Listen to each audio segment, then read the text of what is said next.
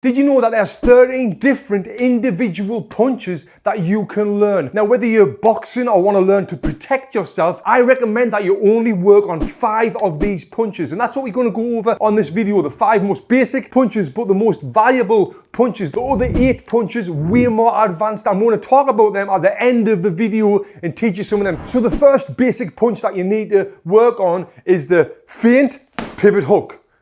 That's a joke. That's for that advanced stuff at the end. The first basic punch that you should be working on is the most important punch in boxing, and that is the straight lead hand. We call that the jab, or some people call it the number 1. Now, there's 2 ways that you can throw the jab. The first way, the most basic way, is you're in your boxing stance here with the line in between your feet, and all you're going to do is bring your lead hand all the way out, all the way back. Slight turn of your hip. That turn of your hip gets the power into the punch. So I'm here, all the way out, all the way back. Now, if you notice when I'm throwing it, I'm turning my hand at the end. This actually makes your arm stronger than throwing it this way here. So from your face, all the way out, all the way back. Now, another important thing that you need to be doing when you're throwing this punch and any other punch is exhaling and staying relaxed. So it'll look like this.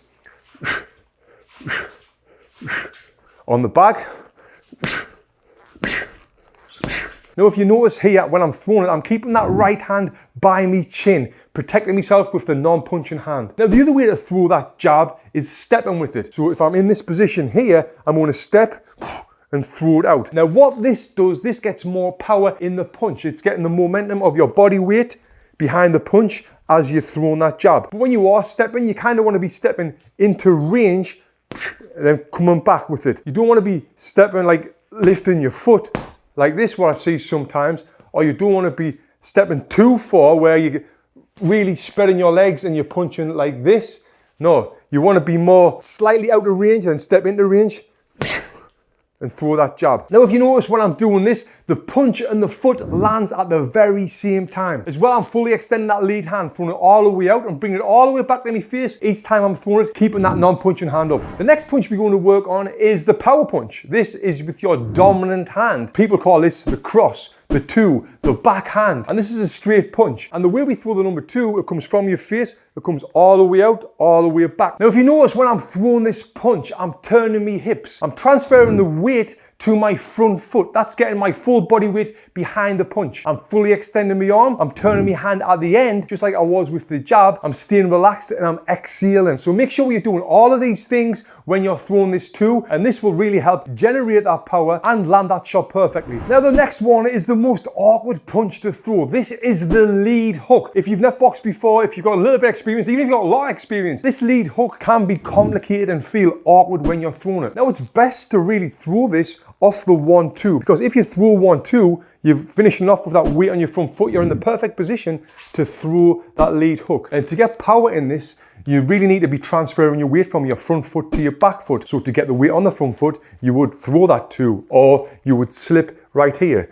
That weight's there, then from there, boom, we're going to turn and bring the weight to the back foot. Now, you can throw a lead hook on its own, but it's very advanced. So from here, my weight's 50-50. What I'm going to do is fire it out. But here, you're not in a great position to throw that hook unless you were putting that pivot on that we talked about at the beginning, what we're going to talk about again at the end. Now, a couple of things to think about when you are throwing this punch, which is a great punch to know, and everyone should know how to throw a hook, is turning your hips. If you don't turn your hips when you're throwing this punch, you're going to get 0 power in it. It'll look kind of like this.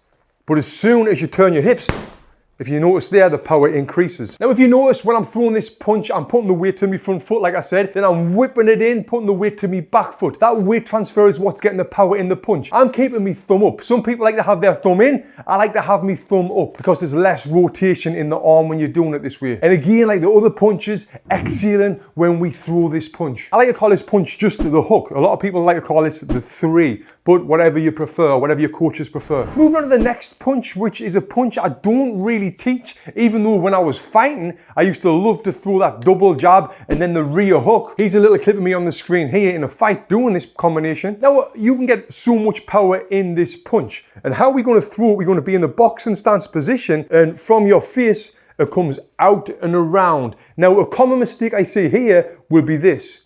it'll get dropped down here, then coming all the way around. That's incorrect, because imagine if you were in a fight and you're dropping this hand, you're leaving yourself wide open. So from your face, out and around. Now from here, you're getting enough power in this punch to do some damage. But just like the lead hook or the cross, it's all about turning them hips and transferring the weight. If you notice when I'm throwing this, like I said, it's coming from me face. My lead hand's staying up. I'm turning me hips. I'm transferring the weight to me front foot. And I'm exhaling, staying relaxed when I'm doing it. And that's what you've got to do to get maximum power into this punch. Now the last basic punch we're going to go over before we go over the 8 advanced punches is the lead hook to the body. Now when you're throwing this punch, it's best to throw it by bringing your weight to your front foot. And when you do this, if you think about bringing your back shoulder forward, and now my back shoulder's forward, I'm in that perfect position to whip in that body shot. Now, if you think you're throwing a right hand at my head, I've slipped that right hand, it's leaving you wide open for the body there, whoom, and you can whip that in. So to get yourself in the position to throw this punch, you can do one or two things. Like I mentioned, you would slip and bring that shoulder forward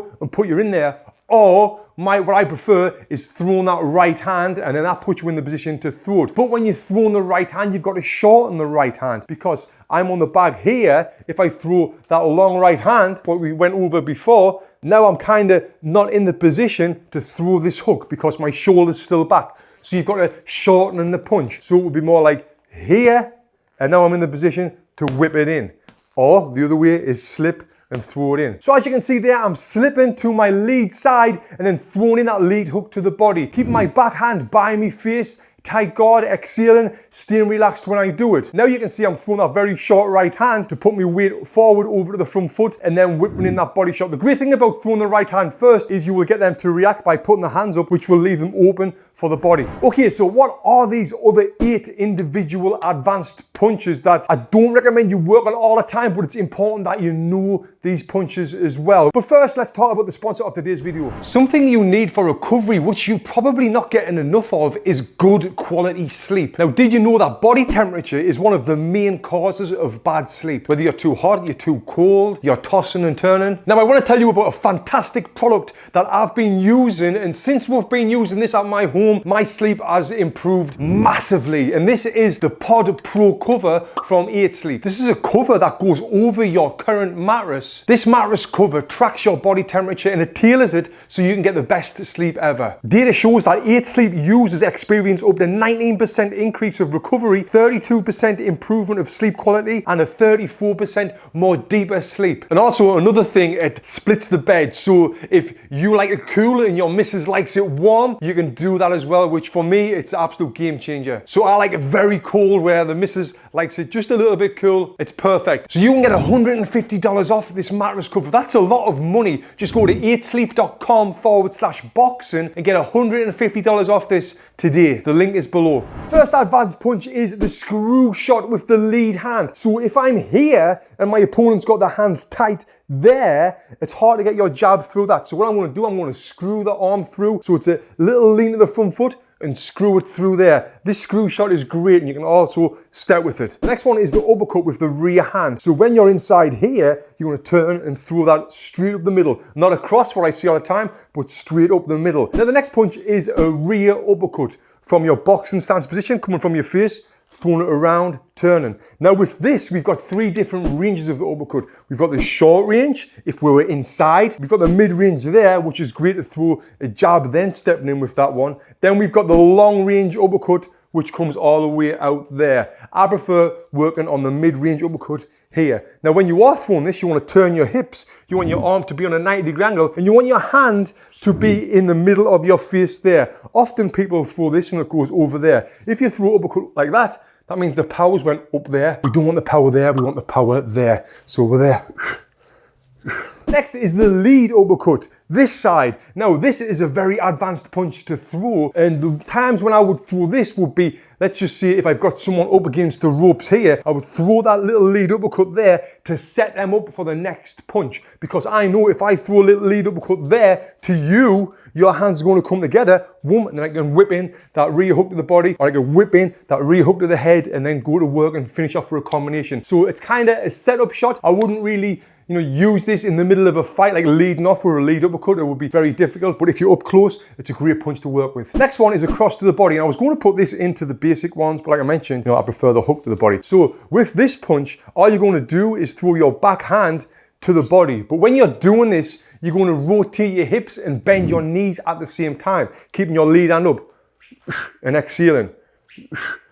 Now, other ways you can throw this, you could step with it, taking your head off that center line that's in between your feet, because there, if you notice that line in between my feet, that's where the punches come down. I've dodged that punch and I'm blasting them in that body. But this is another great punch to throw after you throw the jab of the head, because the jab of the head, the hands come up, ba, ba. And it's just like a rhythm, like a 1-2, ba, ba, ba, ba. Now the next punch is another body shot. This time it's the jab to the body. Now this is something that Floyd Mayweather used to do all the time. He would throw it where he's just standing up and then it would come down like that to keep the opponents thinking. What I like to do when I'm throwing the jab to the body is really stepping with it. And again, that line in between my feet, I'm taking my head off that center line. I'm blasting in that jab there. The jab to the body is a good shot to set up other punches, because if I hit that one, boop, the hands come down, then I can come upstairs after that. The next punch is one of Mike Tyson's favorite punches, which is the rear hook to the body, where you're up close, wham, and really whipping that in. You can have success with this because people don't expect that rear hook to the body. But I like to throw this like the way Mike Tyson used to throw this when you're up close here. And I would like to set it up with some punches to the head. So it would be like a 1-2, 1-1. And then really whipping that punch in. The next punch is another backhand to the body, but this time it's a bolo punch. This is a very advanced punch to throw, and the goal with the bolo punch is to hit someone in the solar plexus right there when they're not expecting it. If you've ever been hit in the body right there when you're not expecting it, you'll know what I'm talking about. It's horrible. So how to throw this? If I'm here, this hand's coming down and around and through the middle of my guard there. But again, it's hard to lead off with this punch. It's a great punch to throw if someone's coming forward to you and you throw a left hand and then that one, or if you're going forward with them, you need to set it up with some left hands and then step in and then throw that body shot. This is also a great shot to use against someone who's got the opposite stance to you. So if you're orthodox against the southpaw, if you're a southpaw, it's great to use it against the orthodox opponent as well. Because of the stance position, there's more space to be able to land that body shot. And the final one of my favorite ones, is the pivot hook. I've created this video here for you to learn exactly how to throw the pivot hook. You should definitely practice this. Click here and watch this video next.